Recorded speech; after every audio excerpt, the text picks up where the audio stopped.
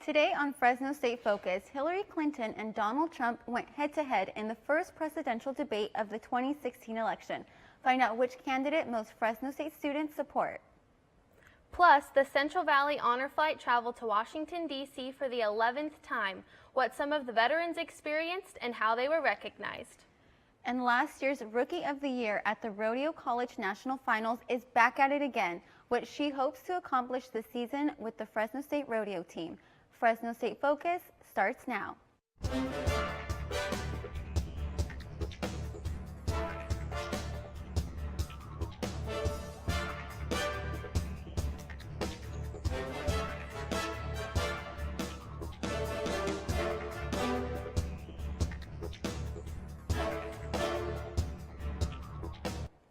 Hello and welcome to Fresno State Focus. I'm Julie Cruz. And I'm Jenna Cliff. The first 2016 presidential debate between Democrat Hillary Clinton and Republican Donald Trump was on Monday. ASI held a viewing party for students in the University Student Union. About 130 people attended the event. After the debate was over, students took part in a discussion on who they thought was the better candidate. They also had the opportunity to register to vote. One of the questions that sparked attention during the debate was why Clinton deleted the 33,000 emails. I was kind of like, boo, like maybe that's not the most important thing to be talking about in the debate today. So I think little things like that were really what kind of sparked the crowd today. CNN says their voter poll shows Clinton won the debate 62% to Trump's 27%, but more Democrats may have responded. The morning crew from B95 Radio has teamed up with ASI for their student tailgates this season. You can find Carmen and DJ John Magic tabling at the ASI tailgate. ASI wanted to reach out to the students, and what better way than with teaming up with some radio DJ favorites. Just meeting the students. We love meeting the listeners, everyone that listens to our morning show, because I'm part of the morning show, and the whole station really, so just meeting people, super fun. B95 plans on giving out Fresno State tickets at every tailgate, like the Big Fresno Fair tickets, Jason Derulo tickets, and much more. Any student can stop by the tailgate as long as they have their student ID on them. The tailgate is located in the red lot at spot 57. Students can also help themselves to free food, drinks, and candy. A group of World War II and Korean War veterans had the chance to take one more tour with honor. A little over 2 weeks ago, I traveled with the Central Valley Honor Flight to Washington, D.C. for the experience of a lifetime.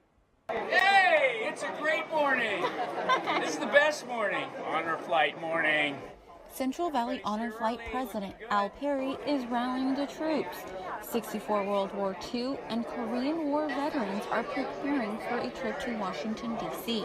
We haven't fought yet, but it's coming. Martin Cortez and his guardian Patty Fenton met 2 weeks ago. Before the next 3 days, they'll be best friends. I want to just make this a phenomenal flight for Mr. Cortez and something he will remember for the rest of his life. Cortez served in the Army during the Korean War. He thought he was going to the North Pacific. Then I was dismayed when I graduated from artillery to find out I wasn't going to Korea, I was going to Germany. And then somehow the things got messed up, and when I boarded aboard ship, they dropped me off in England. Cortez spent his tour there working in communications. Now, 65 years later, he's visiting the war memorials with other Korean and World War II veterans. Memorials that were built in their honor. This is the 11th Central Valley Honor Flight. This organization has brought hundreds of veterans here to Washington, D.C. to see these memorials. By the end of this trip, every single veteran leaves feeling more appreciated than ever before. David Kroll was awarded the Silver Star for bravery. He risked his life to rescue a pilot who had been captured by the enemy during the Korean War.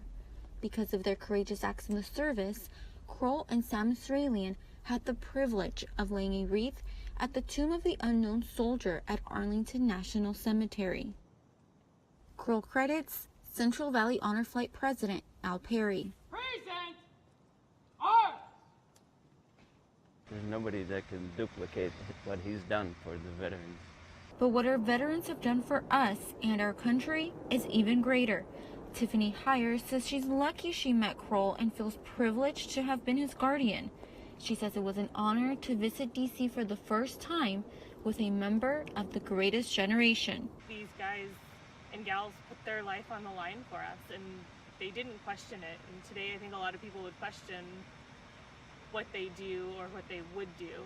And you know, the generation that served stepped up without question and without any regard for their own safety. Joining us is the person who actually brought the honor flight to the Central Valley, Paul Leffler. Thanks for being here today. So Tiffany says it pretty well. These men and women put their life on the line and they didn't question it. What do you think these vets feel being able to go to these memorials? Well, you were there, you saw it. You saw the tears, you saw the goosebumps, you felt the goosebumps. It's so powerful for them to go there and realize this is built for them. And this is the way our country says thank you to those who have put their lives on the line, who have paid for our freedom. And it's so neat to see those cross-generational connections formed where younger people like yourself get to meet these folks so much older than you and see they did what they did. Why was it so important for you to bring the honor flight to the Central Valley? Well, I'm just a little part of a big team of volunteers. We're all volunteers, but it was important because if we didn't do this, so many veterans wouldn't have a chance to see the memorial built for them. It was too late for a lot of them to go on their own.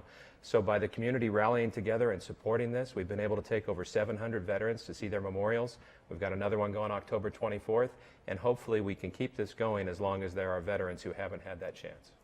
So for the flights in the past and the future flights, you guys obviously need a lot of guardians. I know some are family members, some are sons, daughters, but some people are volunteers. Right. So how do you guys keep people wanting to volunteer? Well, I think when they see this on the news, they see your story, they say, wow, that's incredible. We have people coming from all over. In fact, sometimes we have more volunteers than we can put on a plane. But I think when people recognize what these men and women did for us, they're lining up to be a part of it. And for a lot of folks who maybe they lost their dad or their grandpa or their uncle, it's a way for them to connect to him through another veteran. And it's really, really powerful. So while these vets and guardians are there at the honor flight, what role do the guardians play in this? So each veteran has a guardian, and some veterans don't want a guardian. They don't want someone watching them everywhere they go and staying arm's length away, but it's important for safety reasons. When you're talking about an average age of over 90 on these trips, in many cases, we need someone there to watch them, to push a wheelchair, to make sure they get in and out of a bus, and really to share the experience with them. And it's so neat to see the veterans share that experience with each other and also with family members and the volunteer guardians who show up. Everyone comes away saying this was a life-changing experience. So honor flight number 12 is coming up. What else do you guys need for this? Well, what we need is for people to show up at the airport on October 26th. We're going to have a big party there. If you've never been before, it's the best thing in Fresno, I say. It brings everybody together behind a common cause. So be there the night of the 26th, about 5:30 or so. And of course, we need donations to keep this going. Every single penny that people give goes to taking veterans to their memorial. No one gets paid for this. It's all volunteers. So every penny you give really does make a difference. And as long as people continue to give, we'll keep taking these flights. Are there going to be any more flights after the 12th? We're sure hoping that in 2017 we can take at least a couple flights. And the other thing that people can do is tell the veteran in their life. If you haven't done this yet, if you haven't applied, it's free. What are you waiting for? cvhonorflight.org. You go there, you can fill it out right online and get those vets signed up. Great. We've been talking with Paul Leffler with the Central Valley Honor Flight. Thank you, Paul. You bet. We're in the process of putting together a half-hour documentary that will air on November 9th, featuring the stories of many more veterans who went on the Honor Flight number 11. The Central Valley Honor Flight will be taking one more group of veterans to DC for trip number 12. You can still donate at cvhonorflight.org, and remember that no donation is too small. Pressure to find a job after college is tough, but some Fresno State students are one step ahead. They attended the Excellence in Journalism Conference in New Orleans last week. Liz Juarez tells us why this is an eye-opening experience. Student and professional journalists are learning how to cover mass murders with integrity. The murderer who killed my son and shot 70 other people and a 6-year-old girl. Tom Teeves shared his grief and hopes that journalists learn to be more sensitive when covering crime stories. More than 100 students attended the conference to learn how to improve their skills. Fresno State students were able to enjoy some really great opportunities this week by joining the Excellence in Journalism Conference in New Orleans. Multimedia senior Sierra Downey was excited that Native American journalists were part of the conference. As you know, they have NAJA for the first time, partnered with EIJ and SPJ, so we're getting a lot of outside information that wasn't coming in, I think, last year, and I'm really appreciative of that personally. Downey is working on a radio documentary on Native Americans, and the connections she made were extremely valuable to her. We'll see, man. I'm optimistic about my future. University of Texas student Jesse Diamba was part of the EIJ newsroom, a group of students from across the country who covered the conference. You need to know how to talk to people. If you don't, just push yourself out there. Just go, hey, how's it going? Look them in the eyes. Apart from socializing and attending workshops, students had some downtime and enjoyed a live jazz show hosted by CNN at the House of Blues. When they weren't playing, they were working. Organizer Karen Hansen says there's something for everyone. We try really hard to have things that appeal to students, to new pros, to people at all different levels and in all different mediums. Conferences like this help give aspiring young journalists a chance to grow and become the storytellers they have always wanted to be. Ms. Suarez, Fresno State Focus. 2 Fresno State students were part of a news team that covered the conference for the Society of Professional Journalists. Jordan Kemp and Natalie Ney competed against students around the country for a spot on the 14-student news team. Their stories were published on the EIJ News website and were read by hundreds of conference attendees. And as young journalists, we can sometimes get things wrong or do things incorrectly, and it can really offend some people. And so I got to take away a lot of experience in knowing that when I did cover these issues and I did cover these panels as part of the EIJ News team, I did it correctly, and I'm going to be able to do that for the rest of my life. One of the many benefits included full access to all of the events and newsmakers who attended the conference. Students had one-on-one conversations with nationally known journalists Charlie Rose and Marty Barron. That's pretty awesome. They got to meet all these professionals, and seems like it was pretty competitive for a 14-student news team. Yeah, I agree. It seems like that will really help them in their future, and that's definitely a great resume builder. It is. Coming up on Fresno State Focus, we'll preview tonight's President's Forum of Inclusion, Respect, and Equity with keynote speaker Dr. David Pilgrim. But first, Garth Brooks rocked the Save Mart Center all weekend. We'll take you backstage with the country legend.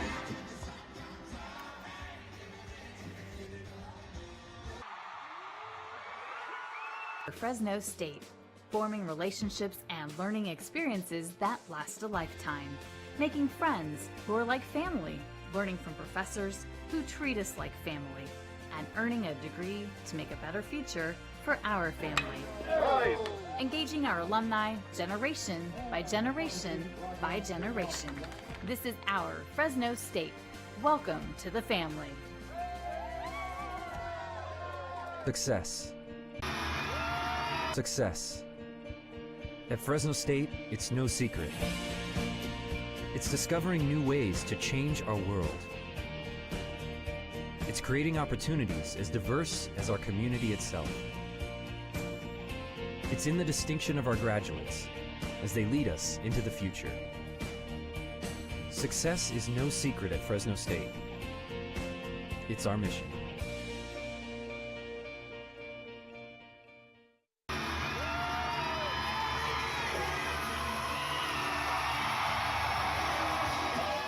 The sound of fans screaming was deafening inside the Save Mart Center, and Garth Brooks loved it.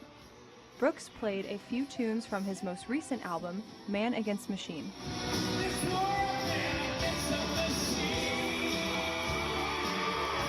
And he performed lots of old songs that had fans singing along.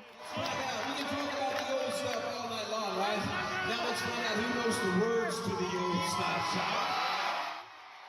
Brooks and his wife Trisha Yearwood sang a couple duets, and then Yearwood did her own set, including a tribute to breast cancer survivors in honor of her mother who died from the disease.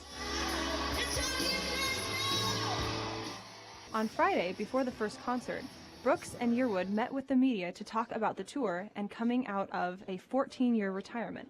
I will say on this tour, I feel 1,000 times more grateful than I did in the 90s. I don't feel like I took the 90s for granted, but whatever this feeling is, and it must be just this late in your career, having a run like we're getting to have right now, I'm very grateful for that. DJ Greg Lane has met Brooks several times and admires him for his down-to-earth persona. I think the thing that blows me away is how many, when somebody remembers you. I mean, how many millions of people does this guy meet? How many millions of disc jockeys? And you have a connection, and that means a lot. Thank you. Thank you so much. Thank you. Brooks also invited student media to the news conference.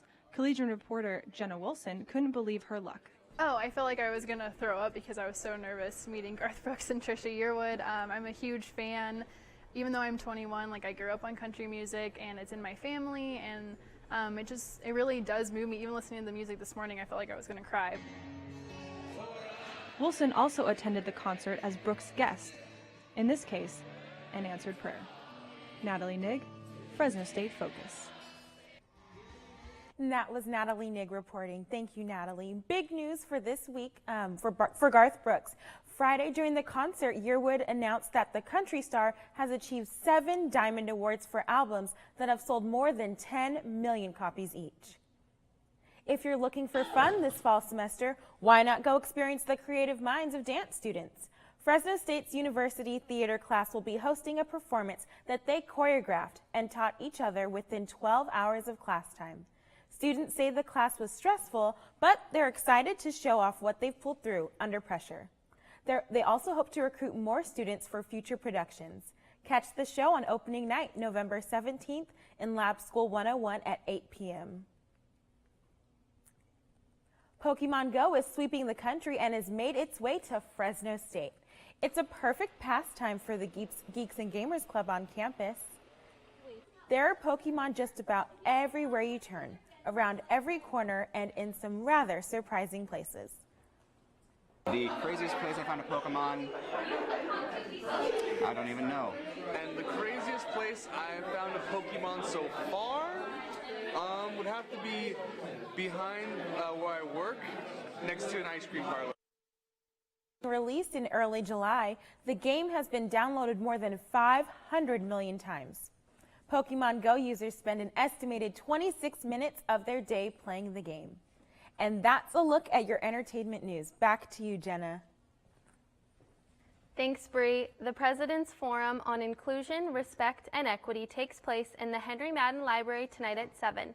The keynote speaker is Dr. David Pilgrim, director of the Jim Crow Museum in Big Rapids, Michigan. Dr. Pilgrim joins us with more on tonight's event. Hi, Dr. Pilgrim. Thank you for being here. Thank you. Can you tell me a little bit about the event tonight? Well, I'm going to discuss the museum, how it was founded, but mainly I'm going to emphasize the way objects are used to divide people. Yeah, that sounds very interesting. And so what is the message that you really hope to convey tonight? Well, if you look at the museum, which has about 10, 15,000 objects, it's hard to know because we're still inventorying. There are no objects that were made in the past that are not being made today. What that says to me is that despite the fact that America is more democratic and more egalitarian than it has ever been, we still have a ways to go as a nation. I believe that and know to be true that you can take an object, even a contemptible object, and you can use it to teach, some people don't like the word tolerance, but you can use it to teach tolerance and you can use it to teach social justice. And you also recently wrote a book. Can you tell me a little bit about that? Well, the book is, it's about the history of stereotypes and caricatures, but it's also about my journey. The first piece I bought, I broke. I did not break the second piece or the third. And so it talks about my relationship to those pieces. And so it's about me as a garbage collector. And how did you get started with the Jim Crow Museum? Well, I grew up in the deep South. When you left my house, you were in the water, so it was that deep, that southern. And the objects were everywhere. I went to historically black college, thought about, talked about, learned about race, and at some point in my life, it sort of clicked that these objects could be used to teach those stories. So these objects have a lot of meaning to you? Absolutely. You know, although I've often said they either belong in a museum or they belong in a garbage can. Mm-hmm. And that's very interesting that they are in the museum. That is very neat. And then is there a specific reason that you came to this campus? Well, believe it or not, Fresno's on my bucket list. I actually have a really long bucket list, but I do a lot of travel. Because of the museum and my work, I often get an opportunity to go to different college campuses. I'm also a vice president of diversity and inclusion, so it allows me to understand the way different institutions are doing the work that they're doing and to compare notes. And so I'm hoping to learn here from my day job. And then do you think that it's critical to come to college campuses? Oh, absolutely. I want to say something corny like the young people are the future of the world. And so I'll say something corny, the young people are the future of the world. And I don't know how much longer I have, but the time I do have, I want to spend it listening to and talking to young people, again, about my journey. One last thing, I don't tell people what to believe, but I do share with them what I believe. Well, I hope that you have a good luck at your event tonight. We've been talking with Dr. David Pilgrim, Vice President of Diversity and Inclusion at Fresno State University in Michigan. The President's Forum on Inclusion, Respect, and Equity takes place on the 3rd floor of the Henry Madden Library tonight at 7. Coming up in sports, a story of determination. How one girl isn't letting a birth defect stop her from playing the sports she loves. Stay tuned with sports with Grecia Sanchez. I got the bulldog spirit up in my head. Up in my head. Up in my head. I got that bulldog spirit. Up in my head. Up in my head to say. I got that bulldog spirit. Deep in my heart. Deep in my heart. Deep in my heart. Got that bulldog spirit. Deep in my heart. Deep in my heart to stay. I got that bulldog spirit. Down in my toes. Down in my toes. Down in my toes. I got that bulldog spirit. Down in my toes. Hey. Down in my toes to stay. I got that bulldog spirit. Up in my head. Deep in my heart. Down in my toes. I got that bulldog spirit. All over me. All over me to stay. I got that bulldog spirit. Deep in my heart. Deep in my heart. Deep in my heart. I got that bulldog spirit. Welcome back. I'm Grecia Sanchez with your sports report. There are plenty of reasons why Mariah Mercer could stay on the sidelines, the most obvious being that she can't walk. But that hasn't kept her from taking the field for Ceres High School as a center for the Powder Puff football team. Mercer has spina bifida, a birth defect that causes nerve damage. She has a lesion on her spine where it was unconnected and relies on a bright pink wheelchair to get around. It's her second year playing, and while there are challenges, she's not concerned about them. The Fresno State football team's season is in full effect, and with a familiar face back on the field. Joining us today is a defensive lineman for the Bulldogs, Kyle Hendrickson. Thanks for joining us today, Kyle. Thanks for having me. So you did a lot of plays last year, and you ended up suffering a season-ending knee injury. Can you take me back to that moment and how exactly it happened? Well, it was the last quarter of our last game, and I was starting to get into the swing of things again. I was starting to learn the defense, and it was just one freak accident, planted wrong, had some weight pushed on me from the side, and felt a snap, and it was that dreaded, oh, it's my knee, the cliche sports injury, and almost immediately I knew it was something serious, and it was a matter of time before they told me, yeah, you did tear your ACL. And how hard was it to do rehab and come back from tearing your ACL? It was definitely a character test. It definitely helped me build character, and I couldn't have done it without the tremendous support from our strength staff, our sports medicine staff, and just trainers that care beyond belief. And I was blessed to have the surgery go extremely well, and like I said, our trainers were phenomenal. And even when I didn't want to rehab, which was a lot, I was in there and they were getting me back to where I needed to be. And it was only because of them and through dedication and hard work that I could come back and try and see the field again. So you were a redshirt freshman, and you played part of your sophomore season. How is it back? How does it feel to be back with your teammates back in the field? It's an unreal feeling because I've been with the team, but when it comes to certain physical events, it was tough to just watch them from the sidelines. It was tough to not be able to go through that grind that all my brothers had to do in the off season, and I just had to sit there and watch. And it was good when I could finally start getting back into things, and they could push me and tell me, okay, now you can run a little bit more, now you can squat a little bit more, and we just kept pushing it and pushing it and pushing it until eventually I could come back in. And when I first found out that I was cleared by my doctors, then I could come back for my teammates, that it was unreal to be back on the field, and it felt so good to put those cleats back on. All right, well, thank you so much, Kyle. We've been talking with Fresno State defensive lineman Kyle Hendrickson. When heading out to support your Bulldogs this year, you may notice a few changes. The athletic facilities are now closed off, providing student athletes with security and safety. While student athlete safety was an important part of these changes, event operations say that they were actually designed with the fans in mind as well. Our long-term plan of Bulldog Stadium and expanding it, so it came as an athletic department as a whole. We're fundraising. It's probably a 5-year plan or so. The first phase is to add the fences and expand the footprint, because we are going to be working on the east side, the north side, and the west side. These fences may be only a small part of the process, but they bring fans one step closer to a brand new football stadium. And Jenna, I hear the Fresno State Rodeo team is starting their season. What have they been up to? Well, Gracie, the Bulldoggers are back at it, and they are ready for another year. Here's a preview of their accomplishments last year and where they hope to go this year. To some, this may look like a way of keeping people out. To Brittany Diaz, this is the entrance to her world. Diaz is a sophomore. She competes on the Fresno State Rodeo team. Last year, in the College National Finals, she led the team to its highest ever placing. They took 10th place overall. Diaz won reserve and was named Rookie of the Year.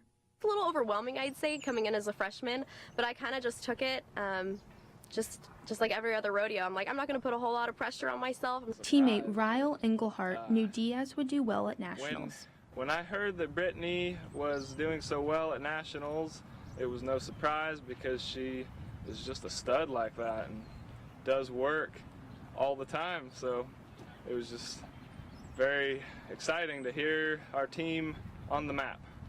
Diaz hopes to top that performance this year. For this year, I'd like to go back to the College National Finals Rodeo, hopefully leading the region like I was last year.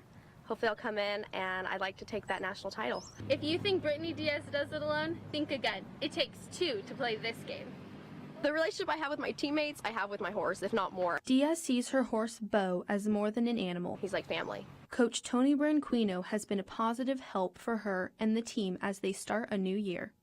My expectations are huge every year. I hope to win the region, to come away with women's all-around champion, win every event championship, go to nationals, and walk away as a national champion women's team. Coach Branquino and Diaz both hope this will be a great year for the Fresno State Rodeo team. To get to nationals this year, I hope to just do exactly what I did last year, practicing with the team, practicing as often as I can, as much as I can, without putting a whole lot of stress on myself, and doing it with God by my side. Next week on the Fresno State Focus, a bullfighter who risks his life for the love of his job. Plus, local artist Z Will talks about how he got started in music. And a family-owned creamery provides organic sweet treats to the Fresno community. Thank you for joining us, and we'll see you next week.